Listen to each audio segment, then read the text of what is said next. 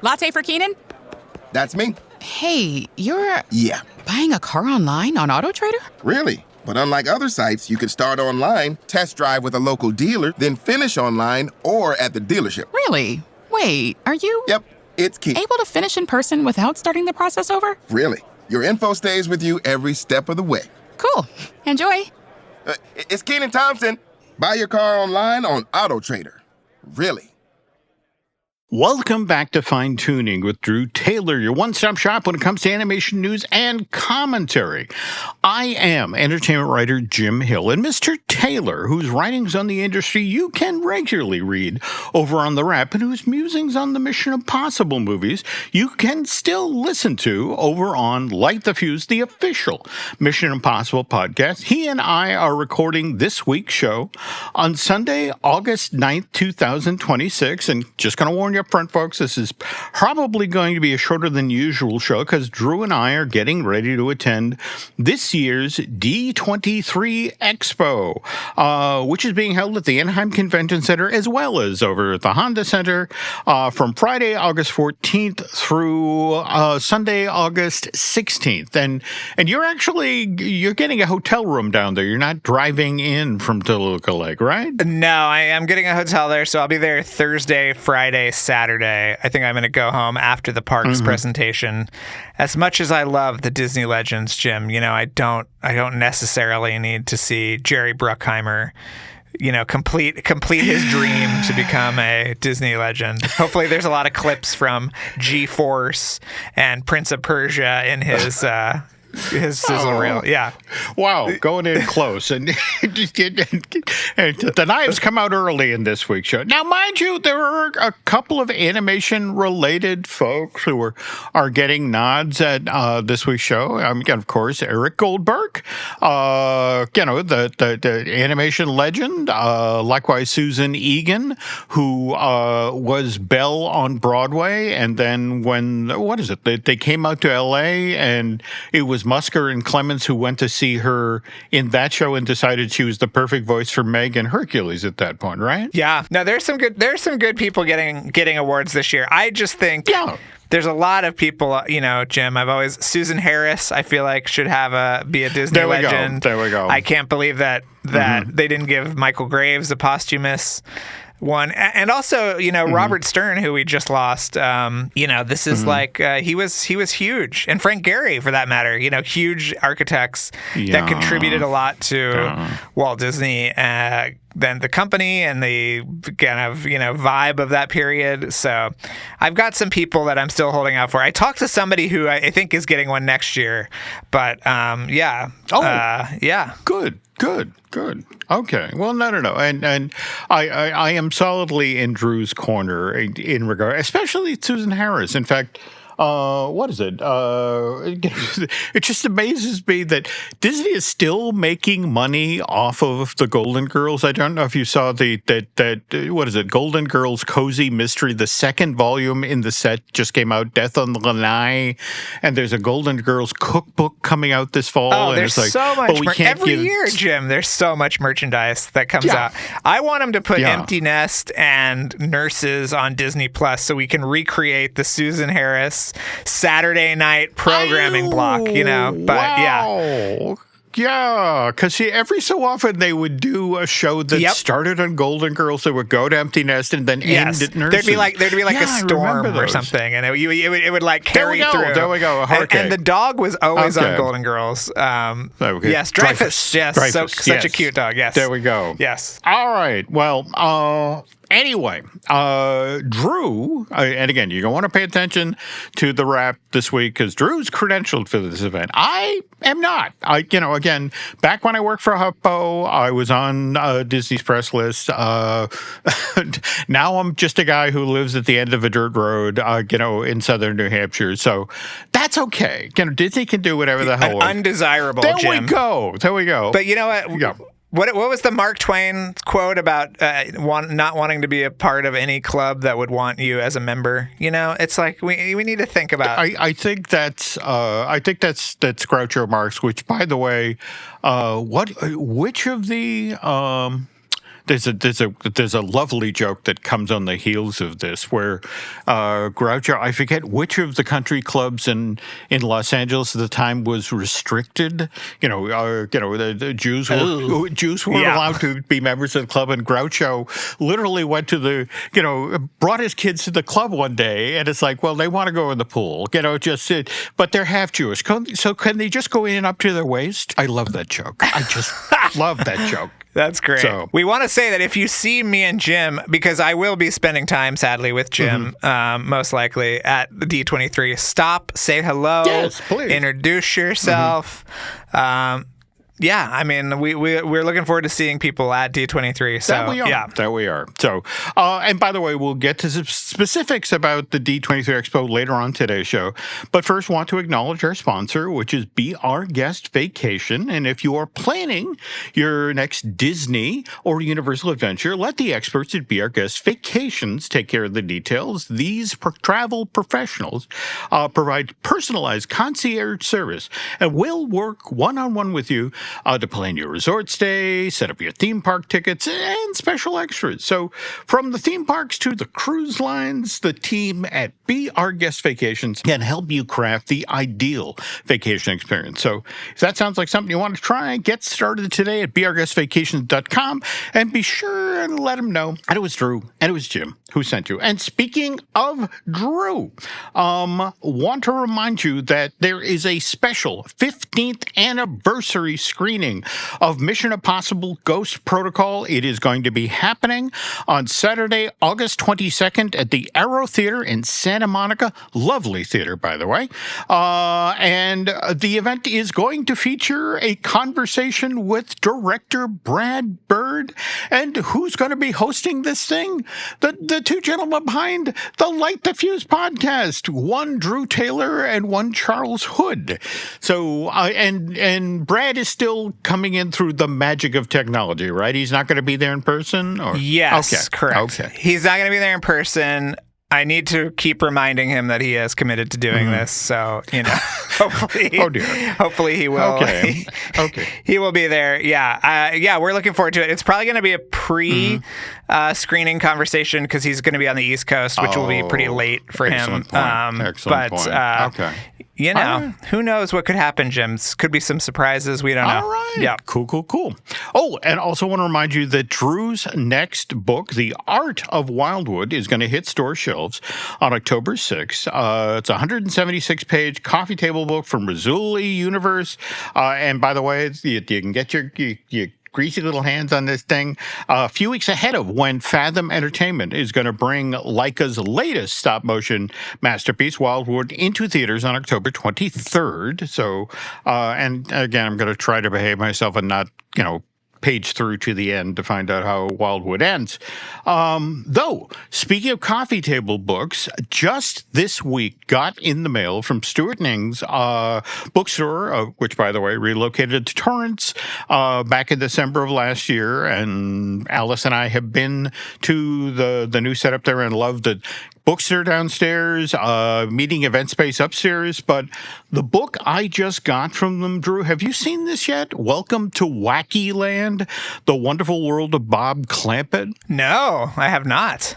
Okay, well, Ruth Clampett, Bob and Sodi Pop Clampett, his wife. Ruth has been working on this book for decades, and she finally got it completed with the help of Daryl Van Sitter, who, Drew, you of course know. This is the guy who wrote her on the early version of Who Framed Roger Rabbit, the version that Disney was going to try to do all by its lonesome. This is the one every so often you'll see the test footage, and what fans of the film love is that this is when it was Paul Rubens who was going to be voicing Roger, right, rather than Charles Fleischer. Yeah. I mean, he's been at Disney for a long time. I don't know if he's still there, but he was there for a long time. He was. But anyway, The Wonderful World of Bob Clampett. It's a 256-page hardcover, and Ruth just burrowed into the family archives. There are photos and cells and drawings pairings from all of the great Looney Tune films that Bob worked on. Likewise, Beanie and Cecil. I mean, it's an amazing book. But it debuted at the San Diego Comic-Con last month in the Stuart Ning booth. It's now available through the physical store. And I know that's a little bit of a hassle, but it is so worth chasing down. It's a beautiful book with rarely seen art from the Termite Terrace days at Warner Brothers. And Drew, there are stories in here I've never heard before. Like Ruth shares a story about how Roy Disney reached out to Bob Clampett, who's directing at Warner Brothers at the time. And this is right after they did Falling Hair. That went out in the theaters October 43. And they were working, I guess, on Russian Rhapsody. That one would go out in May of 44. But these are Warner Brothers movies that feature gremlins, the little things that supposedly sabotage planes. And Roy, and he knew Bob. Again, weird bend in the story. Bob was friends with Charlotte Clark, who was the woman who did the very first Mickey Mouse dolls by hand. And, and that was the thing. In the early days of Disney merch, it was, Ruth tells the story about Walt himself drives over to Charlotte's house to pick up a load of Mickey dolls to bring back to the studio. And and their finances are so iffy at the time. Walt goes out, after they load all the Mickey Mouse dolls in the car and tries to start the car and it won't start. And he has to go back in and get Bob to push the car so the engine will start and that he can take the Mickey Mouse dolls back to Disney Studios. So anyway, Roy calls Bob and says, please don't do any more Gremlin things. We just bought Roald Dahl's book. We're going to be making a movie about the Gremlins. And then, of course, remember, this is 43, 44, and they just don't get it done in time. They're developing it, and then World War II ends. And it's like suddenly the audience that would have been interested in a film about magic little creatures that, sabotage warplanes, it's like it's gone. And, project died. Though, did you ever see I want to say Dark Horse did a version of the doll book. This would have been back in 2006. Yep, I did. Yeah, that was great. I don't know if I have it, but I remember looking at it at the because I would go to the consumer products research library when I was at Disney, and I remember doing a deep dive one day on all things Gremlins. And yeah, it's really cool. It's a kind of an amazing what if. No, absolutely. But at the same time, it's just when you're reading the book, and it's one of these things like, okay, baby gremlins are called widgets, and female gremlins are called fifinellas, and it's just sort of like, all right, this is very Roald Dahl, but I couldn't see Disney making this movie, but. Anyway, speaking of Looney Tunes related stuff, I want to remind everyone that Coyote versus Acme, we're just 2 weeks and change out now from this arriving in theaters. That's from Ketchup Entertainment, and that arrives Friday, August 28th. But before that, we get PAW Patrol 3, the Dino Movie. And just want to share anecdotally, Drew, that Nancy and I drove down to New York City this past week. She wanted to attend a Hallmark Channel 25th birthday celebration at the 92nd Street Y. But the entire time driving down there, I don't know who did the ad buy for PAW Patrol, the Dino Movie, but it seemed like every billboard on 95 was for this movie. Are you hearing about how it's expected to do at the box office? Because it doesn't open this week. I think it's out this week. It was out this week. I think it did all right. I heard 23 global. Okay. Yeah. Is it? Oh, I don't think there's final numbers in yet. But yeah, it's. I'm sure it's. I mean, those movies don't really cost that much. They don't. So and what's interesting, original Paw Patrol came out in 2021, and it did 144 global. Then Paw Patrol, the Mighty movie, that came out in 2023, and that did 205. And I guess from what I've been hearing, they anticipate, the combination of cute little dogs that fight fires and dinosaurs.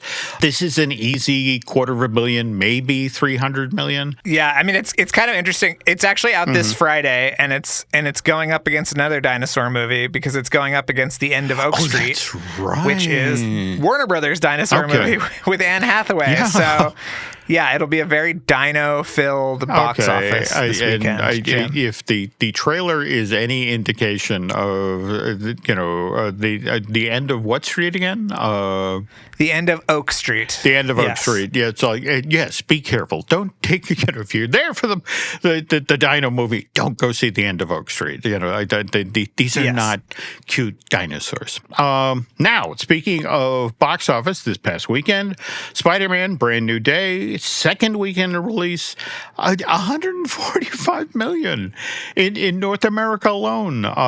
So what is that? To date, that's $655 million in the States, $10 billion overseas. So combined worldwide box office of $1.66 billion, and that is just a crazy number. Though worth noting that Christopher Nolan's Odyssey, also no slouch, $1.1 billion to date, and that's $461 million stateside, $643 overseas, and then of course there's Toy Story 5, which now at $1.093 billion worldwide, that makes it the highest grossing film in that Pixar franchise. So gotta be happy with that. And also the highest grossing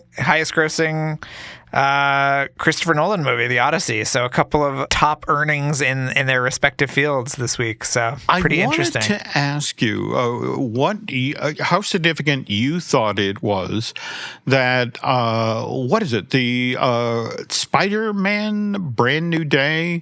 There are a number of IMAX screens around the country that actually, sunsetted Odyssey and made those screens available for Brand New Day. What did you make of that? Well, it was only a week early because they were supposed to be. They're giving up their IMAX screens for The End of Oak Street this week, so it was only a week early. So I think that the excitement for Brand New Day is so intense, and it just made sense. So,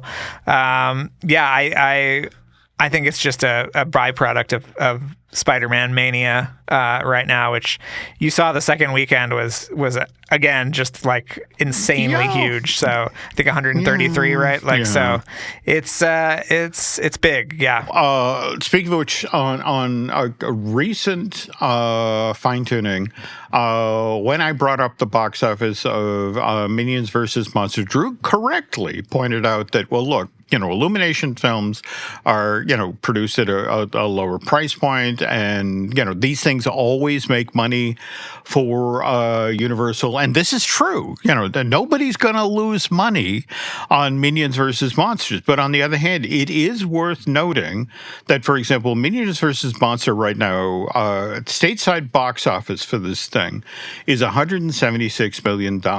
Now, Despicable Me 4, which was just out in theaters 2 years ago, did $361 million. It's basically double what Minions vs. Monsters did.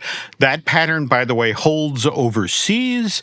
$297 million so far for Minions vs. Monsters in foreign markets, whereas Despicable Me 4 did $611 million overseas. So it's what's, I guess, again, what I'm hearing from friends at Universal is it's literally half the business of the last Despicable Me film.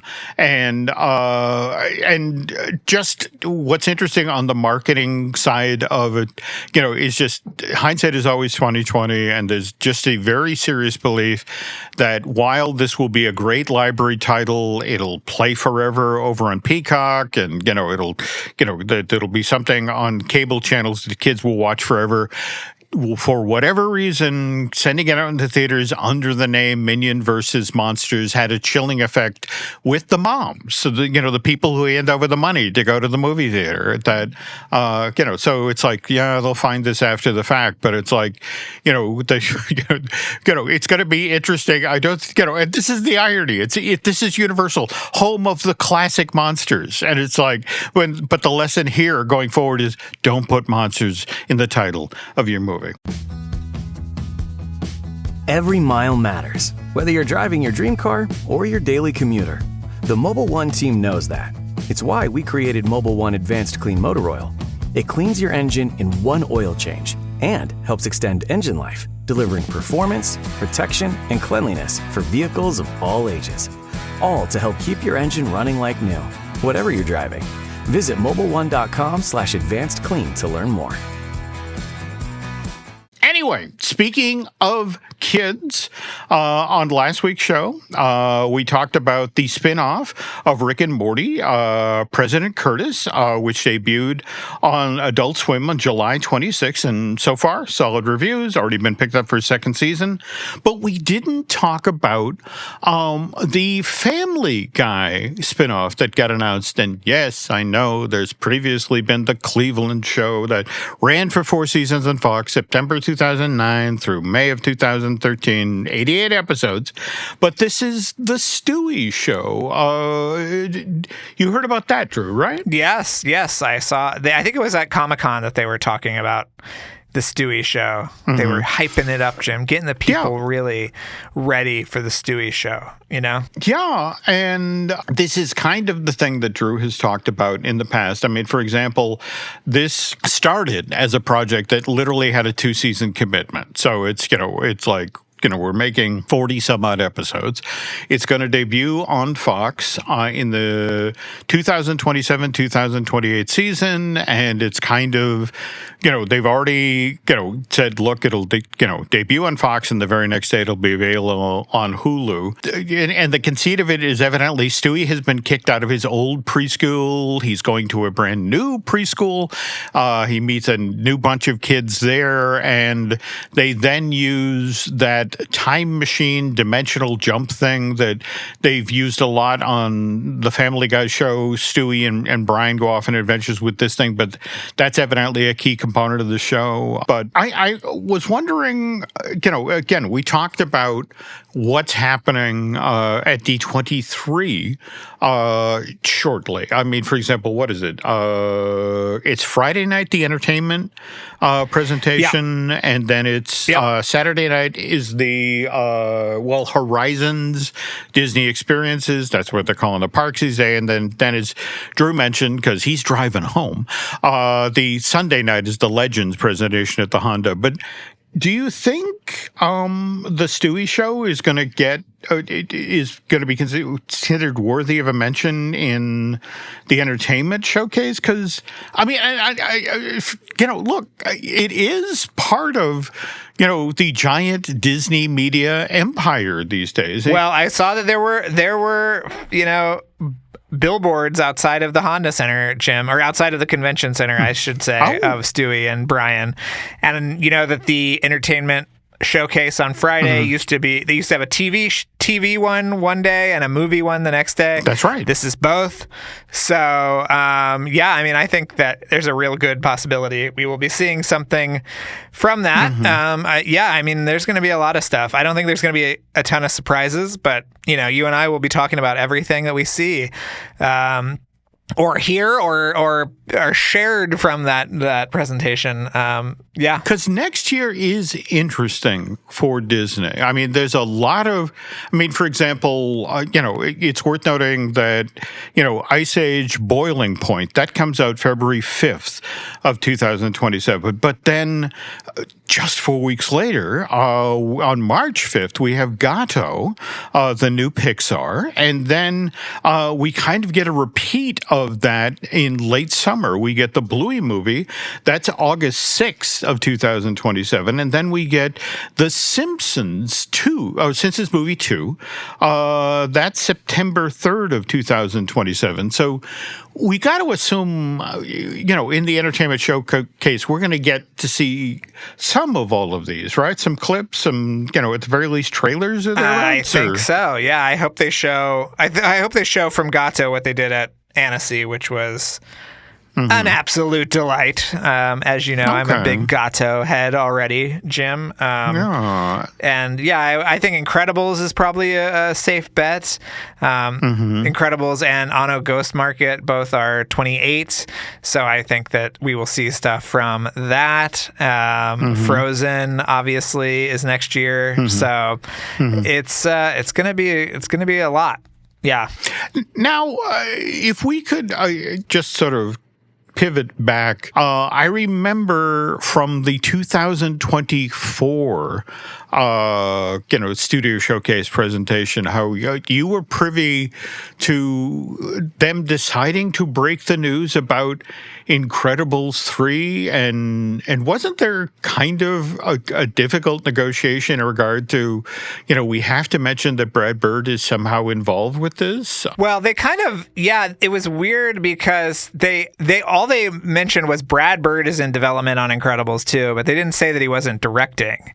And I think that was a mistake because then they had to announce that the great Pete Zone is directing, a few months later. But that was odd because it was kind of a throwaway thing at the very end of the presentation. And so I wonder if there will be something along those lines, because we do know there are a number of sequels in development, along with things like Loving Dory. I think we're going to maybe we'll see the whole short for that. That would be killer. That would be killer. Now, speaking of which, Drew is pointing out a new strategy that Disney is actually walking this out come November, right? When Hexed arrives in theaters, November 25th. This is when we, out ahead of that, we get the Lilo and Scratch short. And this is the thing, on a previous fine-tuning, Drew was talking about having seen it in Annecy, and you were just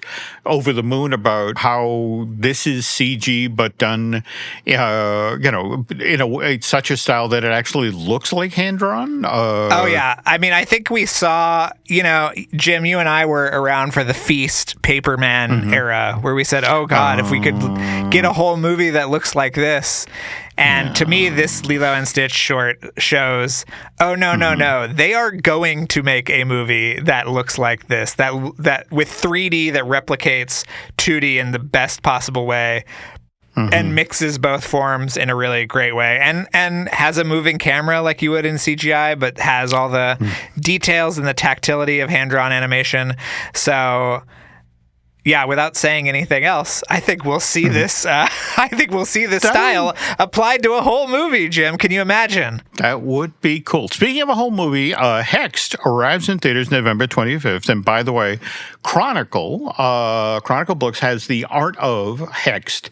That actually isn't available till December 22nd of this year. So again, use your Amazon gift cards wisely. You're telling me that I'm better at hitting my deadlines than somebody else is what I'm hearing just there. Saying, that you want a good art book, get Drew Taylor. Yeah.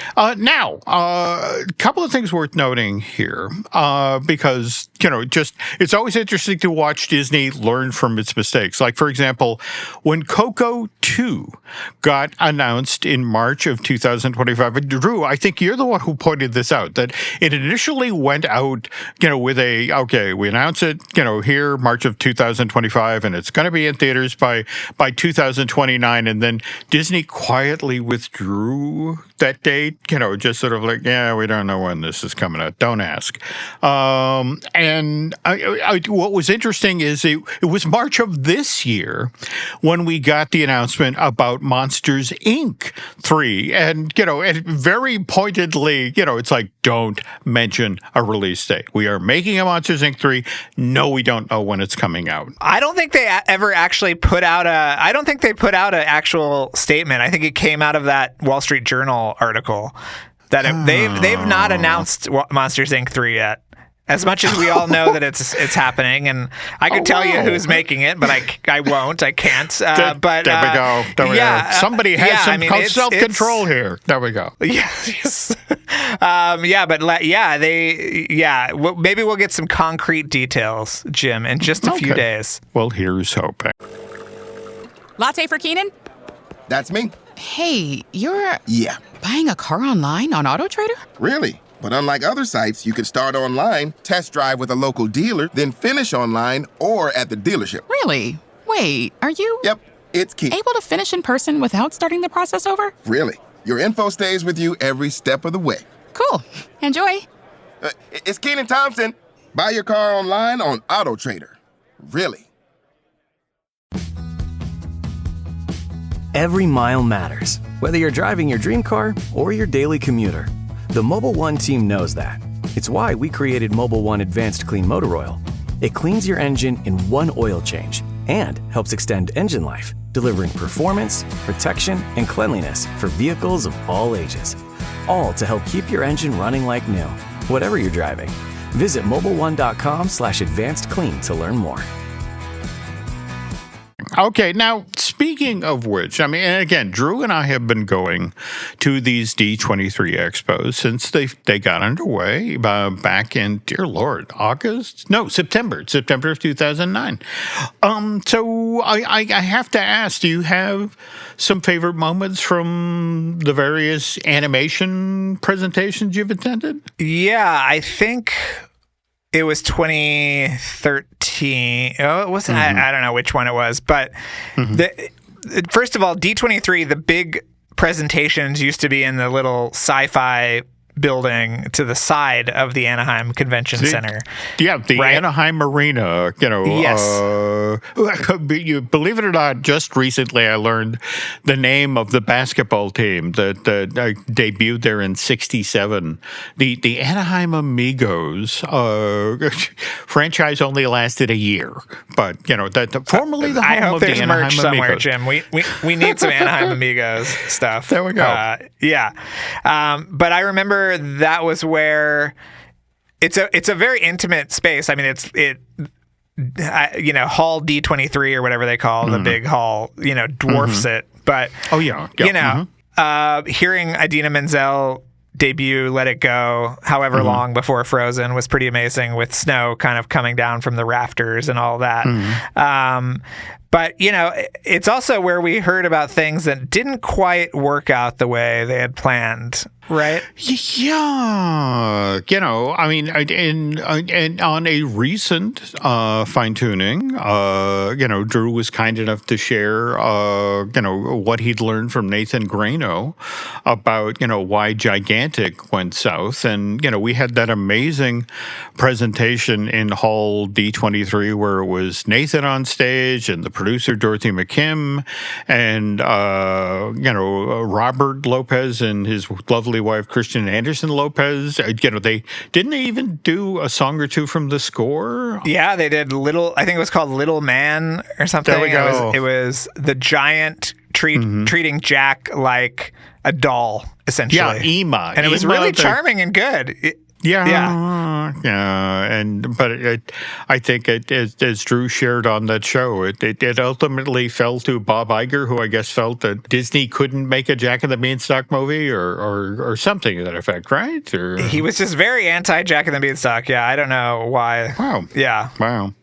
Okay, but for me, what I've always enjoyed about what we get shown at the Expo, I mean, for example, in fact, back to the Lopez's, when I want to say it might have been the very next year where we got our first taste of Coco, and they did that amazing, sort of proof of concept of the land of the dead. In fact, wasn't that in that iteration of the film, the people in the land of the dead were always singing? It wasn't. No. Let me correct this. This is okay. You can read all about this, Jim, in my liner notes for the Coco soundtrack, which is available from Mondo Records.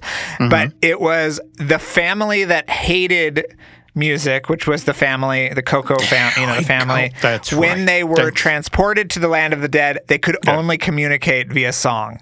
It was a kind of like karmic, twist. So I love that. That. Yeah. So, but wasn't D23? Now, correct me if I'm wrong, because I know I also saw this at Disney Animation Studios early on with Moana, but wasn't this the very first place we saw the baby Moana meets the wave footage? It was when it was not a part of the movie. Yeah, and I actually have some details about this footage, Jim, from another one of my dear friends, Chris Williams, who you will know as one of the directors of Moana, and also has done amazing. He's did the Sea Beast, and he's working on a movie for Netflix right now, and he really loves that footage, which he did.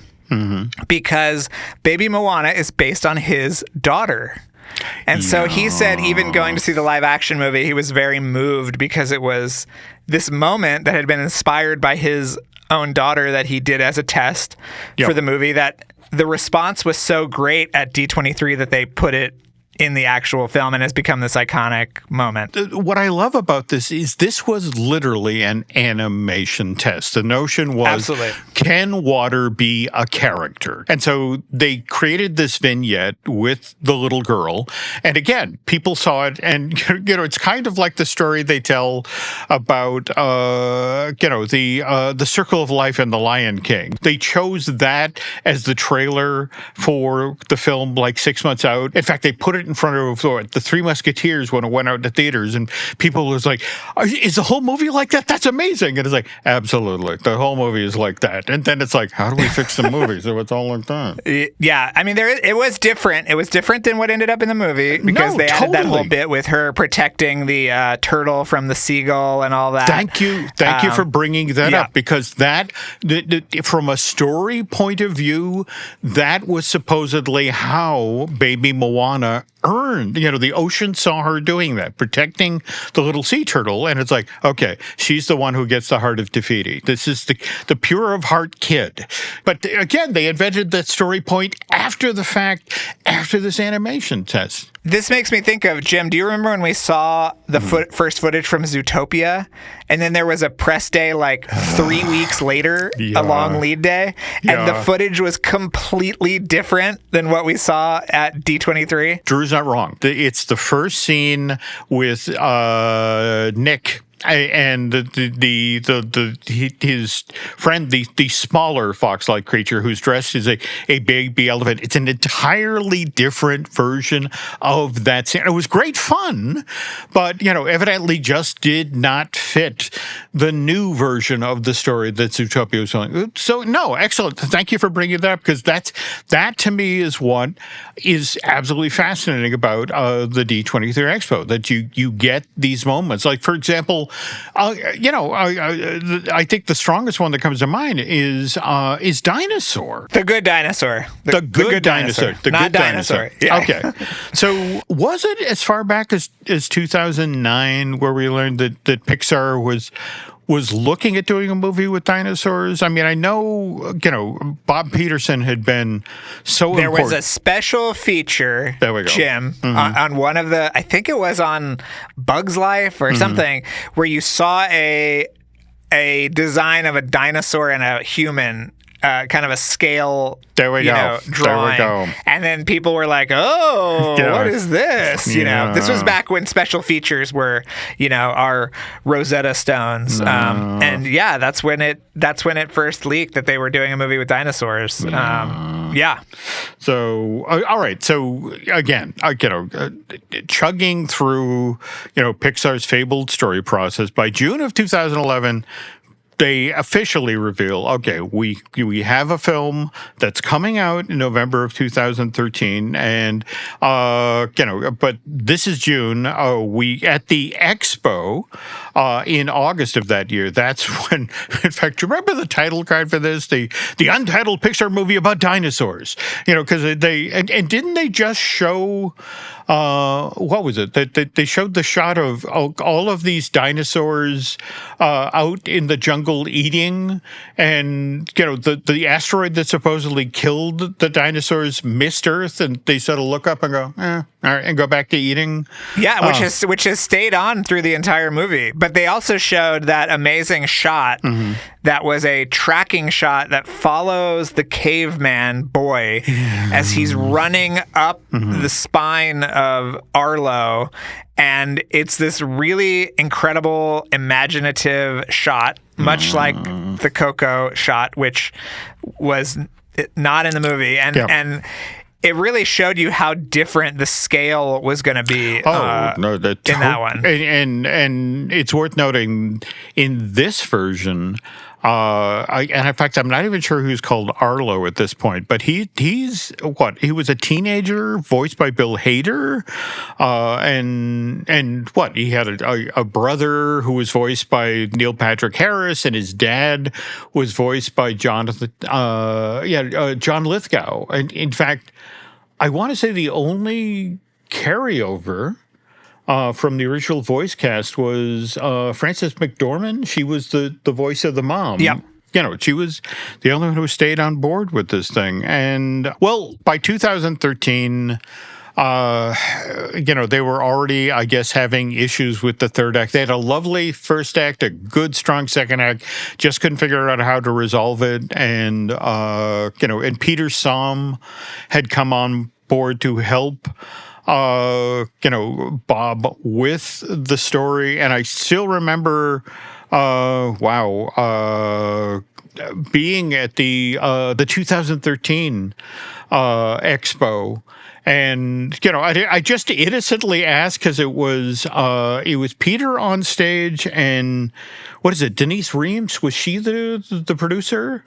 And, I think so. Yeah, and I just sort of innocently asked it to. It's like, well, I see where's Bob? And it's like, we're not talking about that yet. Well, there were months when it didn't even have a director attached. Yeah. Do you remember that? Where they were like, it's a consortium of filmmakers are working on it.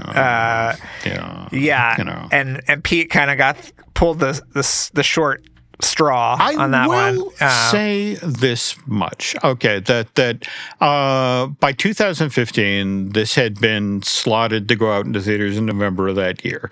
And in the spring, late winter, early spring, Pixar invited Nancy and I to come down to New York to see some footage, and Peter was there. And what was interesting is Peter, in introducing the film, told the story of his parents and how they owned that little corner grocery store, which, by the way, became huge with his next film for Pixar, Elemental.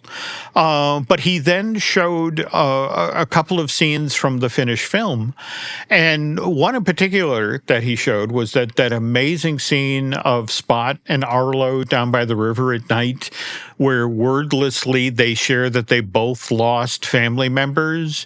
And I want to also say that there was that amazing scene where Spot and Arlo are galloping through that herd of birds around the waterfront, and they all take off. And it was afterwards I went up to him and it's like, you made a movie. Look at this. You made a movie.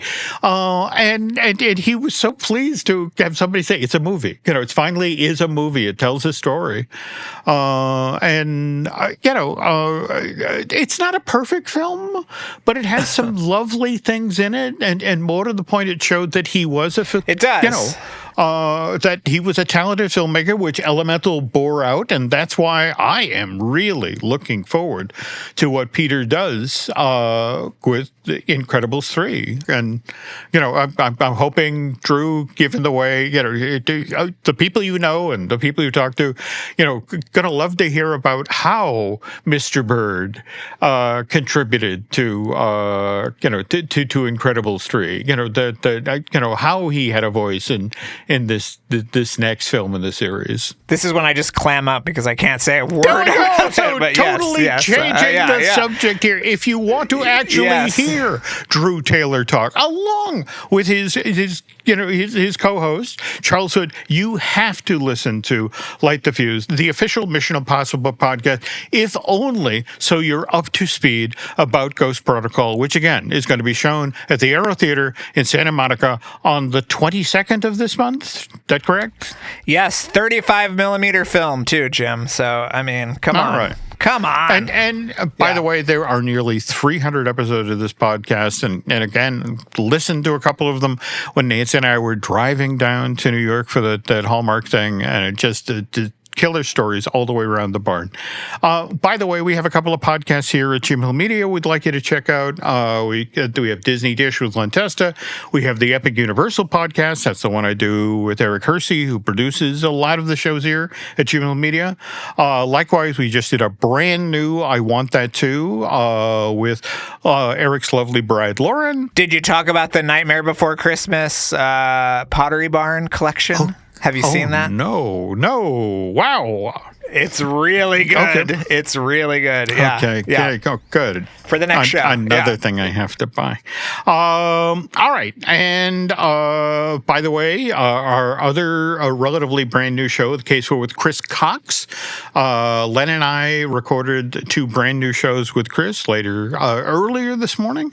And also want to remind you of our Patreon project, Disney Unpacked. That's the show we do with veteran Imagineer Jim Schul, and we just did a show about the creation of A Small World, and we're working on a similar show about Pixie Hollow. And by the way, Mr. Taylor will be coming on the show to share his memories of what was going on when Disney was in the Disney Fairies business.